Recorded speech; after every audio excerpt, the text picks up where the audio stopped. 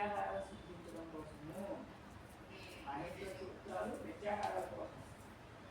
ప్రత్యాహారాలు ఎందుకు అంటే శాస్త్ర ప్రవర్తన కోసము. ఈకో ఎనర్జీ మొదలైన సూత్రం ఈకో ఎనర్జీ అనే సూత్రం తెలియాలంటే ఏం తెలియాలి? ఇక్కనే ప్రత్యాహారం తెలియాలి, ఎన్ననే ప్రత్యాహారం తెలియాలి, అచ్చనే ప్రత్యాహారం తెలియాలి. ఇది ప్రత్యాహారాలు శాస్త్రానికి శాస్త్ర ప్రవర్తన కోసం. ఆ ప్రత్యాహారాల కోసం మహేశ్వర సూత్రాలు. ఇలాంటి ప్రశ్నలన్నీ నీకు రావచ్చు పరీక్షలో.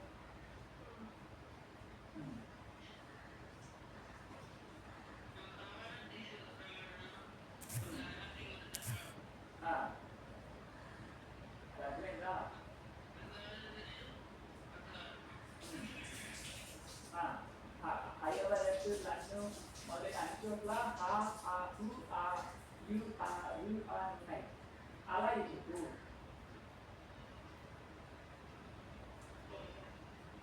ఎందుకు అంటే ఉచ్చారణ అంటే అని ఉచ్చరించడం చాలా కష్టం కాబట్టి అక్కడ అకారం కూడా కలిపి పెట్టారు.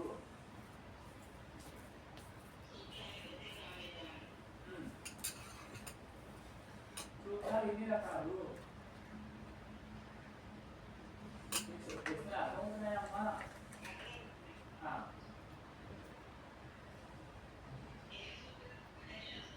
అన్ని సూత్రాలు అంటే మహేశ్వర సూత్రాలే కాదు. సూత్రాలు ఏ సూత్రాలైనా ఎన్ని రకాలుగా ఉంటాయి. ఎన్ని రకాలుగా ఉంటాయి? 6 రకాలుగా ఉంటాయి.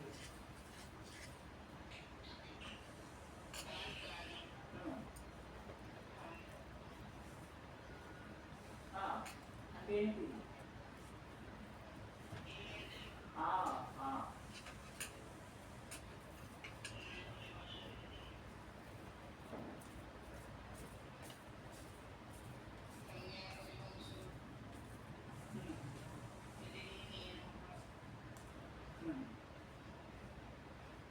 అతిదేశము అధికారము ఈ 6. ఒక 6 పేజీలు పంపించాను. ఈ 6 పేజీల్లో అంటే ఒక ఎగ్జాంపుల్ క్వశ్చన్స్ లాగా ఉంటాయి. ఇలాంటివి నిన్న ఎగ్జాంపుల్ అడగచ్చు. ఇలాంటి మోడల్ పేపర్ నీ దగ్గర ఉందా? మోడల్ పేపర్ చూసావా? ఆ మోడల్ పేపర్లు ఇలాంటి క్వశ్చన్స్ ఇచ్చారా లేదా? చాయిస్ కూడా ఇస్తే సంతోషం. అండ్ ఇందులో కూడా నువ్వు చాయిస్ పెట్టుకోవచ్చు. దాని ఇట్లా నువ్వు కరెక్ట్ ఆన్సర్తో చదివితే చాయిస్ వస్తుందమ్మా. ఇప్పుడు చాయిస్ని మార్క్ చేసుకుని చదువుకోవచ్చు. చూసుకోండి, కరెక్ట్ ఆన్సర్తో చదివితే వాళ్ళ చాయిస్లో ఆప్షన్ ఏది మార్చినా కూడా నువ్వు సరిగ్గా రాయగలుగుతావు. అలా లేకుండా ఆప్షన్తో చదివామంటే మళ్ళీ వాళ్ళ ఆప్షన్ మారిస్తే మనం కన్ఫ్యూజ్ చేస్తే తప్పు పెట్టాలి. ఆన్సర్తో పాటు చదవాలి, చాయిస్తో చదవాలి. ఇలా ప్రాక్టీస్ చేసామంటే తప్పు లేకుండా 3 మార్కులు వస్తాయని ఎక్స్పెక్ట్ చేస్తాం.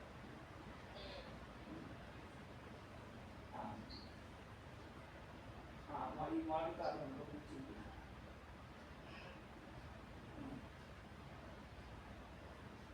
ఇలాంటివే ఇచ్చారు. అకారాది స్వకార కింద ఇదే కదా మనం చూసిన ప్రశ్న. ఉచ్చారణార్థ అది ఇక్కడ ఇచ్చేసారు. అది నువ్వు ఆప్షన్తో చదివితే నీకు కన్ఫ్యూజన్ వస్తుంది, ఆన్సర్తో చదివితే క్లియర్గా. ఇగో లవ్ సిద్ధాంతం ముఖ్య కర్త భారతరాజ ఇది మనం చూసాం కదా. ఇంట్లో ఉన్నాయో మనకి తెలియదు, నాకైతే అసలు తెలియదు.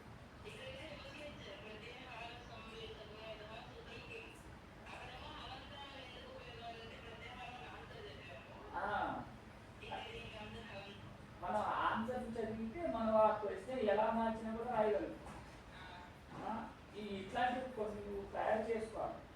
అంటే అందులో వాళ్ళు నీకు ఒక 150 పంపించాను, కానీ అది సరిపోతే లేదో తెలియదు. ఫస్ట్ అవన్నీ చదువు. అందులో కొన్ని ఏంటంటే కొన్ని సిద్ధాంత కౌముదికి సంబంధించిన కొన్ని ఉన్నాయి, ఎక్కువ లేవు.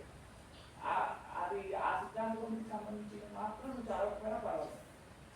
లఘు సిద్ధాంత కౌముది పుస్తకం పక్కన పెట్టుకుని అందులో ఏ ప్రశ్నలు దానికి సంబంధించి నీకు లేవో మార్క్ చేసుకో. అది ఎక్కువ ఉండవు, నేను చూశాను. ఒక 10-15 ఉంటాయి మ్యాక్సిమం. అంతే. మిగిలినవన్నీ లఘు సిద్ధాంత కౌముదిలో ఉన్నాయో ఇచ్చారు వాళ్ళు. ఈ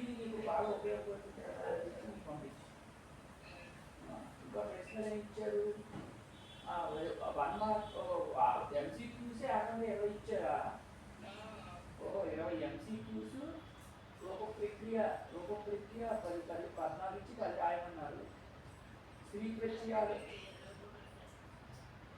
అదే సంధి ప్రక్రియ అంటే ఒక ప్రక్రియ, సంధి ఎలా జరుగుతుంది అని రాయాలన్నమాట. మనం ఉపయోగంగా మనం చూసాము, భారీ మధ్య చూసాము, ఏతన్ మురారి చూసాము, ఉపైతి చూసాము, వాకరి చూసాము, ఉద్దానం చూసాము,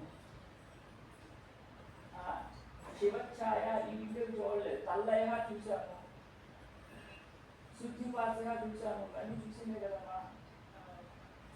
కానీ ప్రక్రియ రాయడానికి మనం చూసింది సరిపోదు. 3 మార్కులు రాయాలంటే నీకు ఎలా రాయాలని మనం చెప్తాను, ఆ చెప్పింది నువ్వు రాయడం కొంచెం కష్టం. దీనికి ఏదైనా పుస్తకం నేను చూస్తాను, నా దగ్గర ఏదైనా పుస్తకం కానీ దీనికి సంబంధించినంటే పంపిస్తాను. చతుర్ణ స్త్రీ ప్రత్యయ ప్రక్రియ నిరూపణీయ, ప్రక్రియ నిరూపణీయ అన్నారు. ఇది అజ నిన్న చూసాము, యువతి నిన్న చూసాము, గౌరీ చూసాము, సర్వ అజ రెండు ఒకటే. బహ్వి కూడా చూసాం, బహ్వాదిత్యశ్చ, కురుహు ఊముతః, ఊముతఃనే, ఈ నారి చూడలేదు, ఈ యువతి చూసాము. ఈ కారక ప్రకరణం అసలు మనం టచ్ చేయలేదమ్మా ఇప్పటిదాకా. కారక ప్రకరణం ఈ తెలుగు బాగా వస్తే కారక ప్రకరణం కొంచెం వచ్చేసినట్టే అమ్మా. తెలుగు బాగా వస్తే అంటే నా ఉద్దేశం తెలుగు మాట్లాడడం వస్తే కాదు, తెలుగు మాట్లాడడాన్ని కరెక్ట్గా పట్టించుకుంటే, మాతృభాషని బాగా అనలైజ్ చేస్తే కారక ప్రకరణం వచ్చేసినట్టే.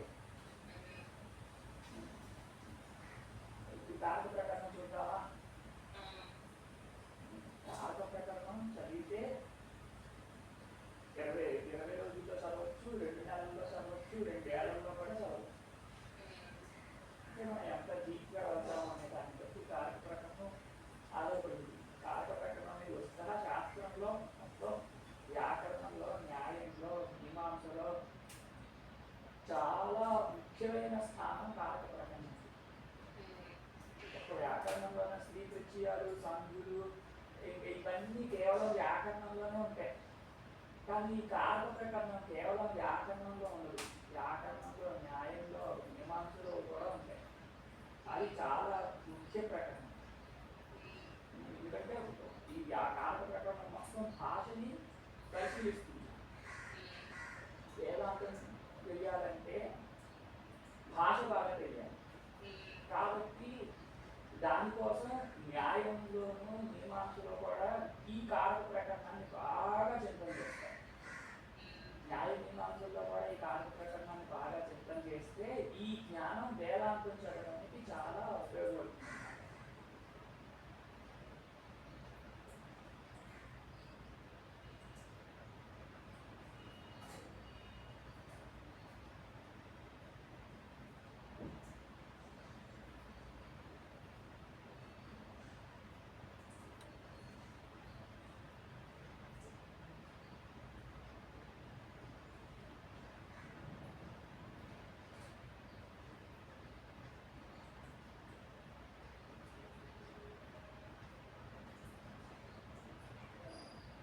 కట్ అయిపోయిందమ్మా.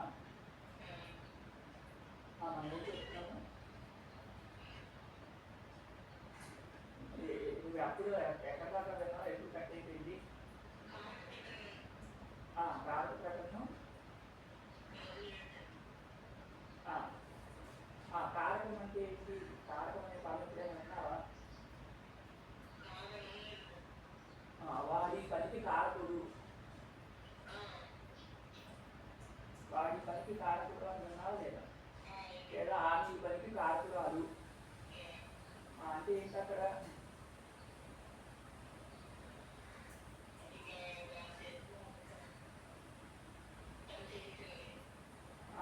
ఆ పని జరగడంలో అతడు లేదా ఆమె ప్రధాన పాత్ర పోషించారు.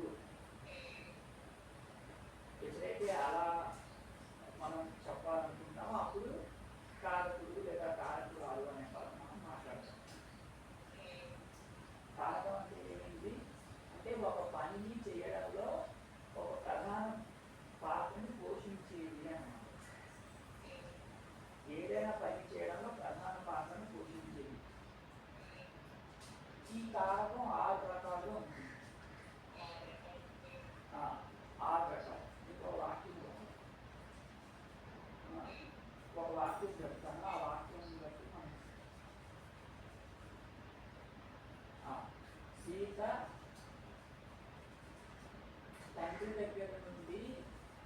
రూపాయలను తీసుకుని భిక్షగాడి కోసం అతని అతని పాత్ర ఎందు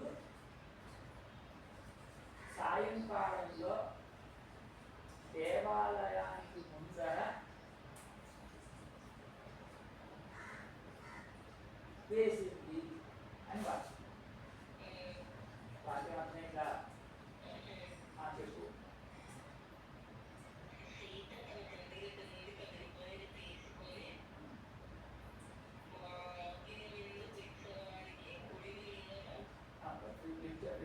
భిక్షగాడి కోసం ఆ భిక్షకుడి కోసం ఆ దేవాలయం దగ్గర సాయంకాలం వేసింది.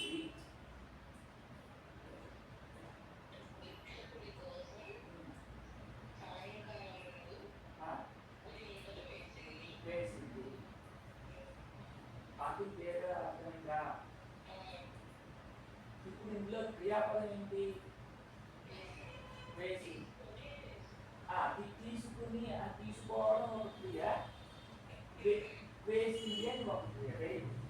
తీసుకోవడం అనే క్రియ ఏంటి? తీసుకోవడం అనే క్రియ అక్కడ అది అప్రధాన క్రియ. ఎందుకంటే తీసుకుని ఆగిపోలేదు, తీసుకున్న తర్వాత ఇంకొక పని కూడా చేసి అట్లేనమ్మా. దీనిలో అప్రధాన క్రియ ఒకటి, ప్రధాన క్రియ ఒకటి ఉంది. ఇవి ప్రధాన క్రియ జరగాలి అంటే, వెయ్యడం అనే క్రియ జరగాలి అంటే ఎవరెవరు కావాలి? ఈ వెయ్యడం అనే క్రియ జరగాలి అంటే ఎవరెవరు కావాలి?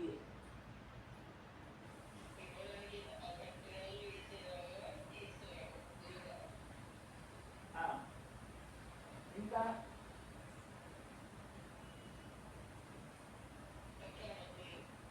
డబ్బులు, ఇంకా లెక్కపెట్టి ఏం చెప్పు, లెక్కపెట్టి చెప్పు. వెయ్యడానికి సీత ఒకటి,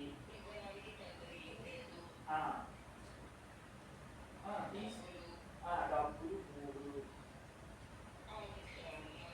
4, ఇంకా అంతేనా?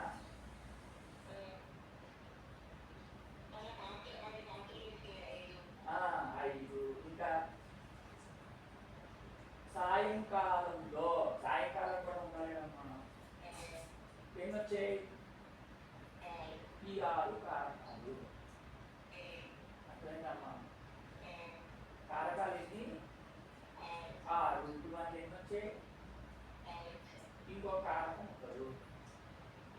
ఇప్పుడు ఒక్కొక్కటి ఎలా కారకం నేను మనం చూస్తే ఈ కారక ప్రకటన మీకు ఒక కొంచెం అవగాహన వచ్చి అయినట్టు. ఇప్పుడు సీత ఎలాంటిది? ఈ వేయడం అనే క్రియలో అత్యంత ప్రధానమైనది. సీత లేకపోతే వేయడం అనేది జరగదు. వేయడం అనే క్రియలో సీత అత్యంత ప్రధానం. సీతల అత్యంత ప్రధానం అవుతుంది, సీత అమ్మగల అత్యంత ప్రధానం. సీత అమ్మ లేకపోతే సీత కలిసి వస్తుందని నువ్వు అనకూడదు. ఎందుకంటే వేయడం అనే క్రియతో సీత అమ్మతో మనకి సంబంధం లేదు. వేయడం అనే క్రియతో మనకి ఎంతవరకు సంబంధం? సీత వరకు సంబంధం. కాబట్టి ఈ వాక్యంలో అత్యంత ప్రధానములు సీత. సీతని కర్త్రి అంటారు. స్త్రీలింగంలో ఉంది కాబట్టి కర్త్రి అని చెప్పాను. లేకపోతే పురుషులింగంలో ఉంటే కర్త అని చెప్తాం. అప్పుడు ఇదేమైంది? కర్తృకారకం అని అయింది. అంటే ఆ వాక్యంలో అత్యంత ప్రధానం. ఆ క్రియాపదం ఏదైతే ఉందో దాని చేత చెప్పే క్రియ జరగాలి అంటే అతడు ఖచ్చితంగా ఉండాలి. అతడు ఉంటేనే ఆ పని జరుగుతుంది. అతడు లేకపోతే ఆ పని జరగదు. అలాంటి కారకాన్ని కర్తృకారకం అంటారు. ఎందుకనంటే అతనికి సంపూర్ణ స్వాతంత్ర్యం ఉంటుంది. అది వెయ్యాలనుకుంటే వేస్తాడు, లేకపోతే వెయ్యదు. లేకపోతే వేయాలనుకుంటే వేస్తుంది, లేకపోతే వెయ్యదు. ఆ క్రియ చేయడంలోనైనా మానేయడంలోనైనా ఈ కర్తకి సంపూర్ణ స్వాతంత్ర్యం అనేది ఉంటుంది. దగ్గర 10 రూపాయలు తీసుకుని వేయకుండా జరుగుతుంది వెళ్ళిపోవచ్చు, లేదా పక్కన పెట్టి పెట్టుకోవచ్చు. ఆ సంపూర్ణ స్వాతంత్రం చేరుతుంది. కాబట్టి సీత కర్తి అయింది. దీన్ని చెప్పడం కోసం సూత్రం చెప్పారు, స్వతంత్ర కర్త అని చెప్పారు. ఎవరైతే పని చేస్తారో వాళ్ళకి ఆ క్రియలు చేసేవాడికి సంపూర్ణ స్వాతంత్రం ఉంది. ఇంకా నేను చేయను, చేస్తాను, చేసి ఇప్పుడు వాళ్ళు తర్వాత చేస్తాను, అసలు ఎప్పుడు చేయను, లేదా ముందే చేసేస్తాను, తనకి ఎట్లాంటి స్వాతంత్రమైనా ఉంటుంది. అలా ఎట్లాంటి స్వాతంత్రమైనా ఉంటే కర్త అన్నమాట. ఇప్పుడు వేసింది అన్న ఈ వేసింది అనే క్రియల ప్రధానములు సీత. అంటే సీత ప్రధానం మనకు ఎలా తెలిసింది అంటే వేసింది అనే ప్రశ్న పైన క్రియాపదం పైన ఎవరు ఎవతే అనే ప్రశ్న వేస్తే సమాధానం సీత అని వచ్చింది. అర్థమా? ఎవరు వేసింది లేదా ఎవతే వేసింది అనే ప్రశ్న వేస్తే వచ్చే సమాధానం సీత. కాబట్టి సీత కర్తి అయింది. ఇప్పుడు అదే క్రియాపదం లేదా దేనిని అనే ప్రశ్న దేనిని వేసింది? డబ్బులని, 10 రూపాయలని. 10 రూపాయలని అనేది కర్మ. అదేనమ్మా? ఈ వేయడం అనే క్రియలో వేయడం అనే క్రియ చేత తనకి సీతకి బాగా ఇష్టమైనది కర్మ. అలాగే క్రియాపదం పైన ఇందాక చేతులతో అనే పదం చెప్పామా లేదా? మనం చేతితో సీత చేతితో వేసింది అని చెప్పినా లేదా? అమ్మో, చేతితో కూడా కలపం. మరి ఆడలా వచ్చిందండి, చేతితో కలిపితే కదా రావాలి. ఆలోచించి మళ్ళీ ఏంటంటే ఆ చెప్పాం సీత డబ్బులు, సీత సీత తండ్రి డబ్బులు పాత్ర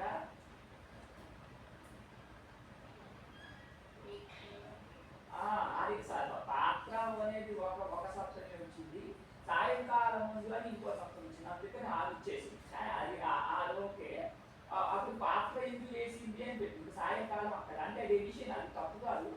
ఆ సాయంకాలం ముందు అని చేతితో తన చేతితో వేసింది అని చెప్పాం. సాయంకాలం ముందు అంటే ఈ కర్త కాకుండా మిగిలిన కారకాలు ఎన్నైనా ఉండొచ్చు, కానీ కర్త మాత్రం ఒకటే ఉంటుంది.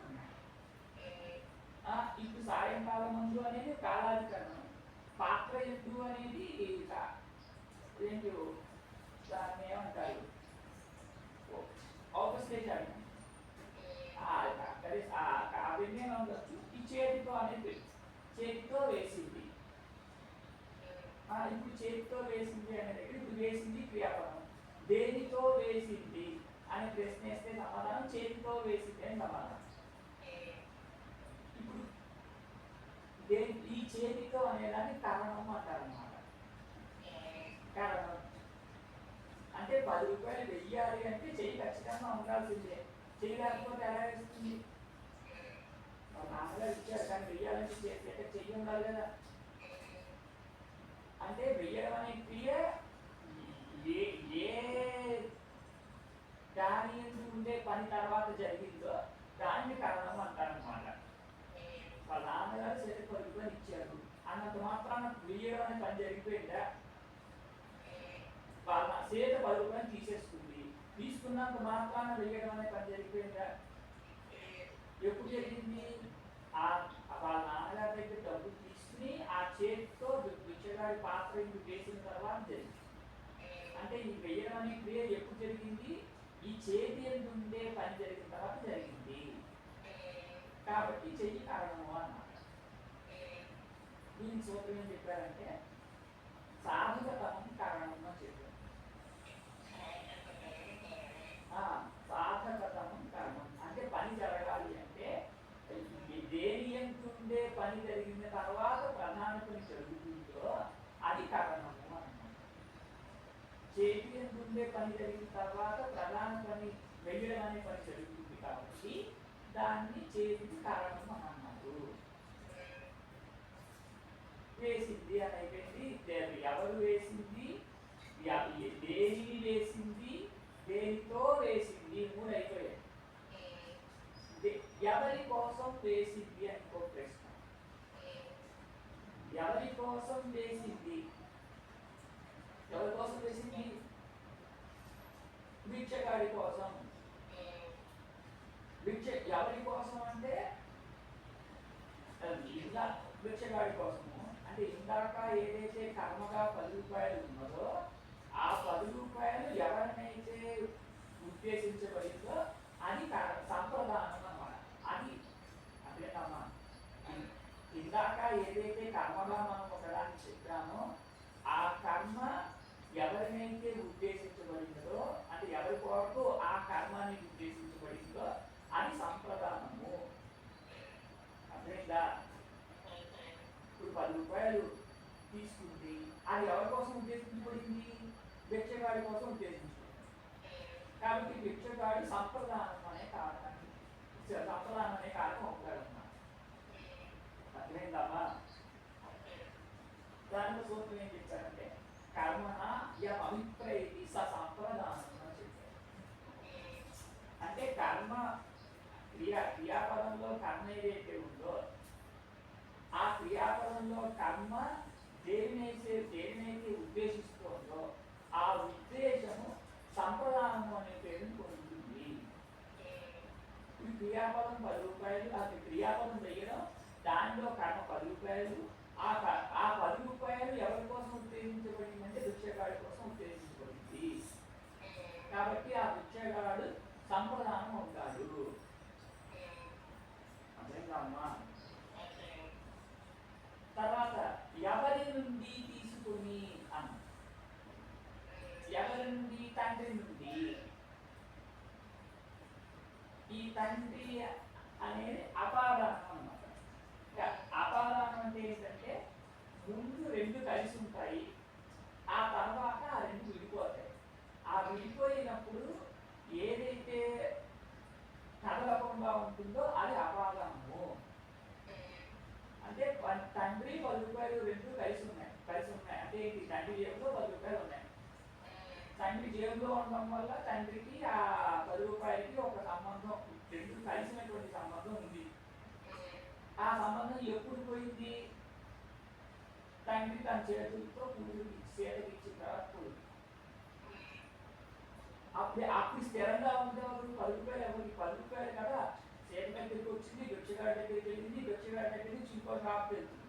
10 రూపాయలు అలా మారుతూ ఉంది. కానీ తండ్రి అలాగే ఉంది. కాబట్టి తండ్రి అపాదానము అనే పేరు పొందుతారు. అదేనా? ఇప్పుడు దేని యందు వేసింది అనే ప్రశ్న. దేని యందు వేసింది? పాత్ర యందు వేసింది. దీన్ని అధికరణం అంటారు. అధికరణం అంటే ఏంటి? కర్మకి ఆధారమైనది. కర్మ ఏంటి? 10 రూపాయలు. ఈ 10 రూపాయలు వెయ్యాలి అంటే ఒక పాత్ర ఉండాలి కదా, లేదా అతను చెయ్యి ఉండాలి. పాత్ర తీసేసినా చేతి ఎందుకు వేసింది అంటాం, లేదా అకౌంట్లో వేసింది అంటాం. ఇప్పుడు స్మార్ట్ భిక్షగాడు కొట్టుబడి అలాంటి వాళ్ళకి అకౌంట్లో వేసింది అంటాం. అంటే అక్కడ ఏదో ఒకటి ఉండాలి. అకౌంటా, చెయ్యా, ఒక పాత్ర, ఏదో ఒకటి ఉండాలి. ఏమి లేకుండా ఎలా వేస్తుంది? అంటే ఆ కర్మకి ఆధారంగా ఉండి క్రియకు సంబంధించేది అధికరణము అన్నమాట. కొన్నిసార్లు కర్తకి ఆధారంగా ఉంటూ కూడా క్రియకు సంబంధిస్తుంది. అర్థమైందమ్మా? ఈ 6 కారకాలు అంటారు. ఏ కారకాలు వచ్చాయి? కర్త, కర్మ, కరణం, సంప్రదానం, అపాదానం, అధికరణం. దీనికి ఒక శ్లోకం చెప్పారు. కర్త కర్మచ కరణం సంప్రదానం తథైవచ అపాదానం అధికరణం చేతి నిత్యాహు కారకాని షట్ అని. అంటే ఈ 6 కారకాలు అంటారు. అదేనమ్మా? ఇప్పుడు ఈ కారకాలు ఎందుకు చదవాలి అంటే విభక్తుల్ని, అంటే ఒక కారకాన్ని ఆశ్రయించుకుని ఒక్కొక్క విభక్తి అనేది ఉంటుందన్నమాట. విభక్తి ప్రయోగించాలి అంటే దానికి ముందు ఒక కారణం ఉండాలి. అప్పుడే ఆ విభక్తి ప్రయోగించబడిన తర్వాత ఆ వినేవాడు ఆ వాక్యాన్ని స్పష్టంగా అర్థం చేసుకుంటాడు.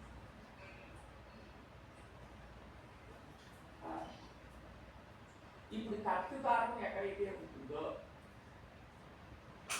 ఈ కర్తృకారకం కనుక వేరే దాని చేత చెప్పబడకపోతే అప్పుడు అది ప్రథమా విభక్తిలో ఉంటుంది. అవును, నువ్వు విభక్తి ప్రత్యయాలు చదివావు లేదంటే చెప్పు.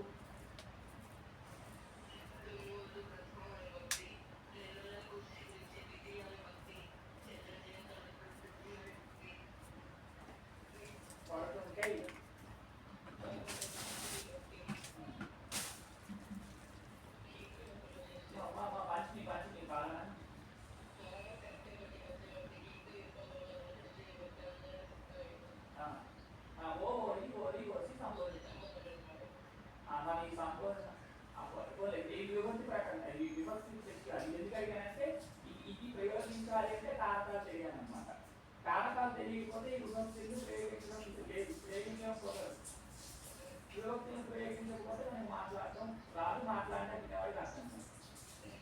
ఇప్పుడు ఏ ఏ కారకం ఏ ఏ విభక్తితో సంబంధిస్తుంది అంటే మనకి తెలుగులో తెలుసు, తెలుగులో తెలిసిన దాన్ని కొంచెం పరిశీలిస్తే సంస్కృతంలో తెలుస్తుంది.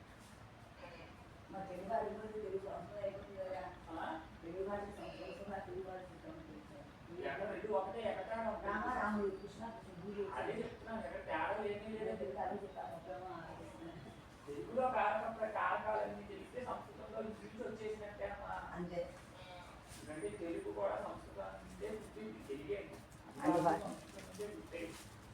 వాళ్ళు పుట్టుతారు ఒప్పుకోవడం మనకు సంబంధం లేదు. కానీ ఒక్క తెలుగులో వచ్చింది, తెలుగులో సరిగ్గా మనం పట్టించుకుంటే కారక ప్రకటన చూడాలంటే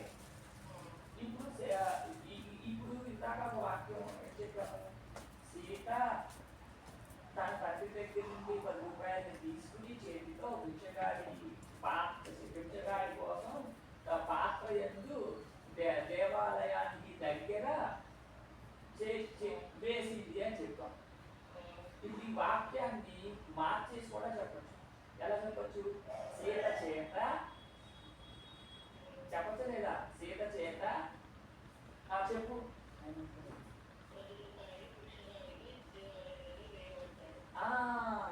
వెరీ గుడ్. భిక్షగాడికి 10 రూపాయలు వెయ్యబడ్డాయి. 10 రూపాయలు సీత చేత అని కావాల్సింది 10 రూపాయలు సీత చేత వెయ్యబడ్డాయి. ఇదే మిగిలినవన్నీ మారవు, మిగిలినవన్నీ అలాగే ఉంటాయి. మూడే మరి 10 రూపాయలు సీత చేత వెయ్యబడ్డాయి. ఇందాక సీత 10 రూపాయలని వేసింది. దానికి దీనికి తేడా ఏంటి?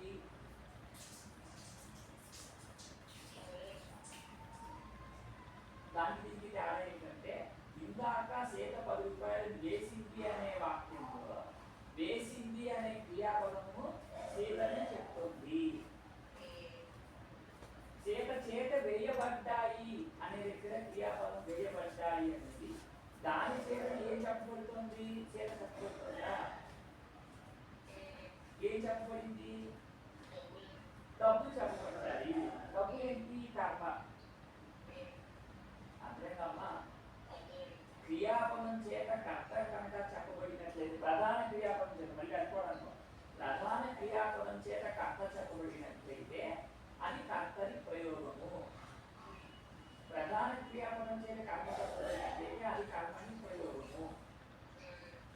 ఇప్పుడు స్వతంత్ర కర్త అని ఇందాక చెప్పాము, సీత కర్తి అని కూడా చూసాము.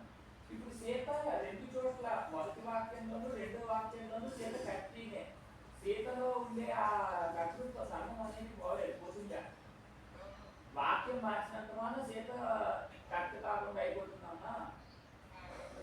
మొదటి వాక్యం చెప్పినా రెండో వాక్యం చెప్పినా సీత ఆమె కర్త్రియే. మరి ఏం మారిపోయింది అంటే ఆమెలో ఉండేటటువంటి కర్తృత్వాన్ని చెప్పే టూల్ మారిపోయింది. ఆ కర్తృత్వాన్ని చెప్పే దాన్ని అంటారు పదం ప్రత్యయం మారిపోయింది అంటారు. చేతిలో ఉండే కర్తృత్వాన్ని ఇందాక వేసింది అనే క్రియాపదం చెప్పేసింది. వేసింది ఎవరు? ఏమంటే సీత. అంటే వేసింది అనే దగ్గర ది అనే పదమే ఇక్కడ కర్త్రి, ఒక ఆమె ఉన్నది, ఆమె ఈ వాక్యంలో ముందు చెప్పబడినటువంటి సీతనే, ఇంకా వేరే వాళ్ళు కాదు అని చెప్పబడిపోయింది. కాబట్టి ఎక్కడైతే ఇలా ఒక కారకము వేరే దాని చేత చెప్పబడి ఉంటుందో అప్పుడు ప్రథమా విభక్తి వస్తుంది అన్నమాట. అదే కదా వేసింది అనే దగ్గర ది అనే దాని చేత సీత ఎందు ఉండేటటువంటి కర్తృత్వ ధర్మం అనేది చెప్పబడిపోయింది. కాబట్టి ఈ సీత అనే పదము ప్రథమా విభక్తిలో ఉంటుంది. కర్తృత్వంగా చెప్పబడిపోయినట్లయితే ఇప్పుడు ఎక్కడైతే కర్తృత్వ ధర్మం చెప్పబడలేదో అప్పుడు ఈ సీత అనే పదం కంటే తృతీయ విభక్తి వస్తుంది. సీత చేత అని అవుతుంది. అదే సేమ్ రూల్ ఇది కర్మకు కూడా అప్లికబుల్. వేసింది అనే దాని చేత ఏం చెప్పబడింది?